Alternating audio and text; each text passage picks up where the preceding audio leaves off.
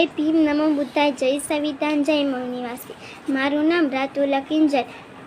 Doctor Baba Saheb આંબેડકરે જે કાર્ય કર્યું છે તે જીવનભર સખત પરિશ્રમ કરી અનેક મુસીબતોને સહન કરી વિરોધીઓની સામે ઝઝૂમીને જ કર્યું છે।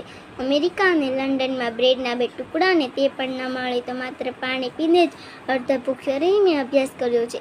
મારવાડીની દુકાનેથી ઉધાર પૈસા લઈ મારું ઘર ચાલતું। ઘરમાં પૈસા ન હોય ત્યારે 3-4 રૂપિયા જેવી નજીવ રકમ માટે મારે હાથ લંબાવવો પડતો હતો।